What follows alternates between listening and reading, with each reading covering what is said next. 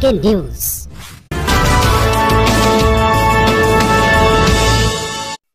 बिस्मिल्लाहिर्रहमानिर्रहीम। अस्सलामु अलैकुम नाजरीन, वॉइस ऑफ कावान के साथ मैं हूँ राजा जुल्फ़िकार।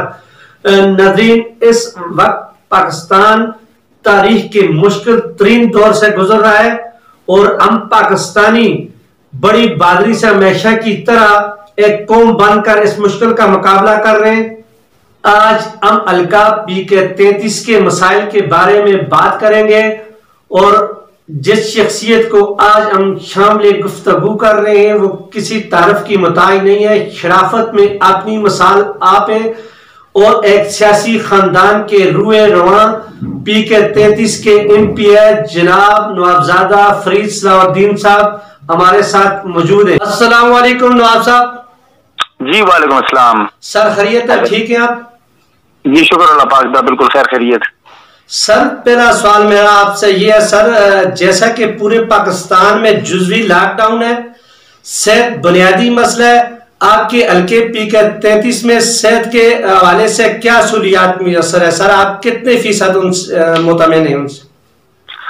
सेहत के हवाले से भी माशाल्लाह मैं बड़ा मुतमिन हूँ कि हमारे जो हल्के के डॉक्टर्स हैं वो भी अच्छा काम कर रहे हैं और इसमें जो है हमारी एडमिनिस्ट्रेशन जो है उन्होंने बड़े अच्छे स्टेप्स लिए हैं। थोड़े स्ट्रिक्ट हैं फॉर द टाइम बीइंग। थोड़ी आवाम को मुश्किलात तो होंगी लेकिन आवाम को भी समझना चाहिए कि एक मुश्किल वक्त में से हम गुजर रहे हैं और जहाँ पे कोई सोशल गैदरिंग हो, जहाँ पे कोई लोग जमा हो, वहां पे हमें नहीं जाना चाहिए। सफाई का खास ख्याल रखना चाहिए। सफाई का खास ख्याल रखेंगे, कहीं पे सोशल गैदरिंग में हम नहीं जाएंगे तो इंशाल्लाह ताला हम इस कोरोना का मुकाबला कर सकते हैं। और बाकी एहसास प्रोग्राम शुरू होगा मेरे हल्के में अल्हम्दुलिल्लाह, वो भी अभी इम्प्लीमेंटेशन स्टेजेस में इंशाल्लाह ताला बड़ा मुतमईन हूँ कि वो भी प्रोग्राम बड़ा अच्छा होगा।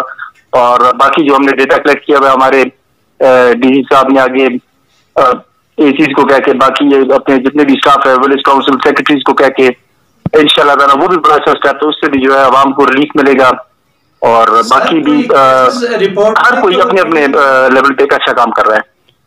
सर कोरोना की कोई केस रिपोर्ट हुए सर? मेरे हल्के में एक कोरोना का केस जो है जी वो पॉजिटिव आया है। दरा शनाया में अल्लाह बख्शे ख्वाजा मोहम्मद साहब फौत हो गए। उनका जो है वो टेस्ट लिया गया था उनके फौत होने से पहले, बाद में उनका रिजल्ट आया तो वो पॉजिटिव था।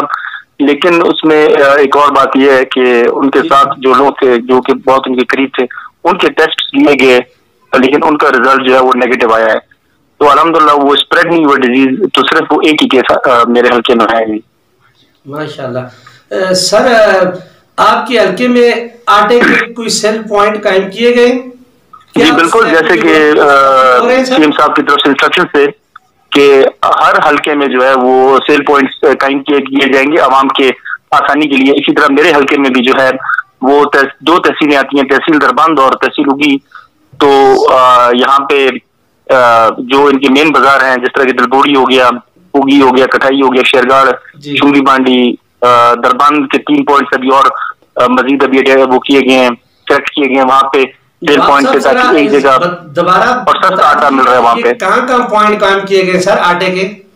जी ये दिलबोड़ी में किया गया जी, उगी में किया गया, कटाई में, शेरगढ़ में, चुंगी बांडी में और इसी तरह अभी नेक्स्ट दरबंद में जो है 3 वो मकामात सेलेक्ट किए गए, एक निका पानी में, दरा शनाया में और दरबंद में। तो ये जो है पॉइंट्स यहाँ पे आटा जो है वो सस्ता आटा मिल रहा है और वहां पे वो ये लोकेशन सेलेक्ट किए गए हैं।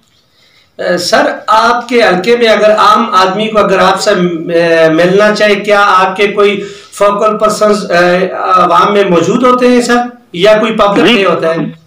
मेरा ये होता है कि मेरा जो फोन नंबर है ये मैंने बल्कि अपने उस पर भी दिया हुआ है, फेसबुक पे भी दिया हुआ है। तो हर मेरे हल्के के हर एक बच्चे के पास मेरा नंबर है, तो वो मुझसे राब्ता कर सकते हैं। जो भी मुझसे राब्ता करना चाहे मेरे पर्सनल नंबर पे राब्ता कर सकता है।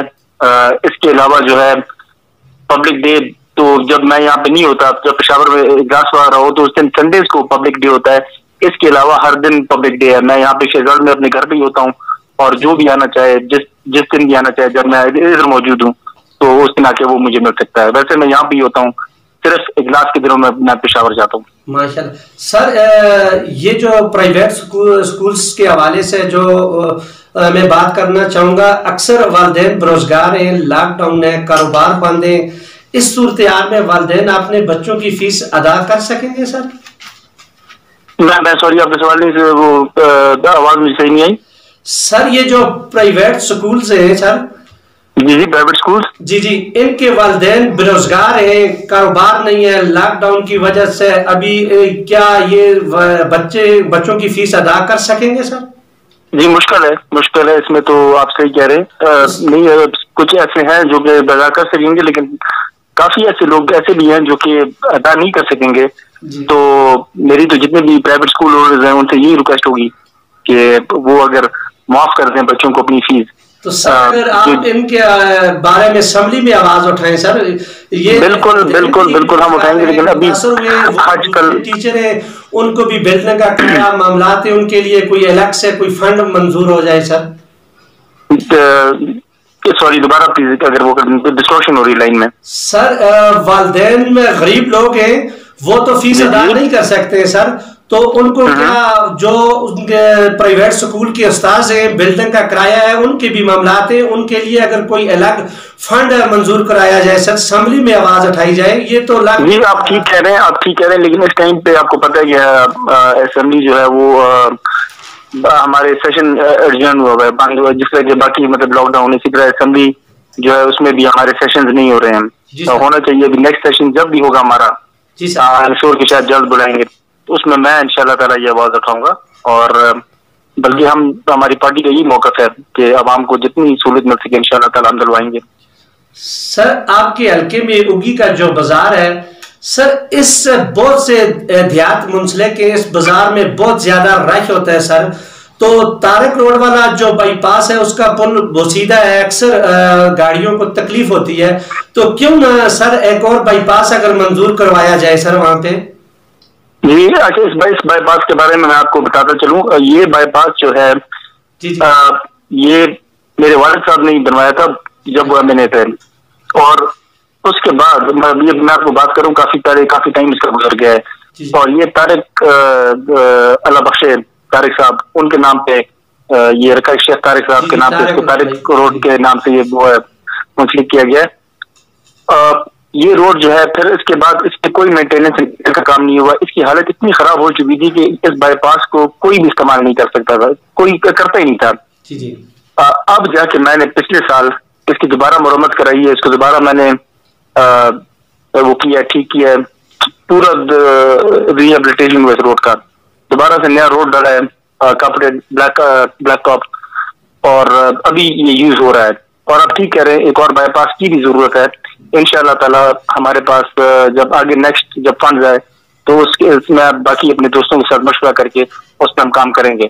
ماشاءاللہ. سر آخر میں آپ نے حلقے پی کے 33 کی عوام کو کیا پیغام دینا چاہیں گے سر؟ میں اپنے بھائیوں کو، اپنی بہنوں کو یہی پیغام دوں گا کہ پلیز سوشل ڈسٹینسنگ جو ہے اس پہ آپ جو ہے سختی سے وہ کریں، اپنے گھروں میں امپلیمنٹ کریں اس چیز کو. بازار ضروری آنا نہیں ہوتا ہر دن، تو وہاں کو بہت ضروری اگر کام ہو تب آیا کریں. اس کے علاوہ صفائی کا خاص خیال رکھیں، تو انشاءاللہ تعالیٰ اس کورونا سے جو ہے ہم مقابلہ کر سکیں گے، اور اللہ پاک ہمیں کامیابی دے گا انشاءاللہ تعالیٰ. سر بہت شکریہ نواب صاحب، آپ نے اپنا بہت قیمتی وقت ہمیں دیا sir. Thank you so much جی، تھینک یو سو مچ. ناظرین، آپ نے پی کے 33 کے ایم پی ہے جناب نوابزادہ فرید صلاح الدین صاحب کی گفتگو سنی. موجودہ صورتحال کے پیش نظر پی کے 33 میں صحت اور دوسری سرگرمیوں کے حوالے میں بتایا.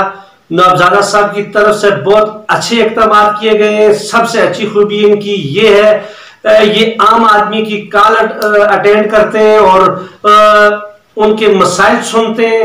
اور ناظرین، یہ سب سے بڑی خوبی ان کی یہی ہے، اسی وجہ سے یہ پورے علاقے میں پاپولر ہیں. ناظرین، پروگرام کا وقت ختم ہو گیا. آپ نے مہربان راجہ ذوالفقار کو اجازت دیجیے. اللہ نگہبان.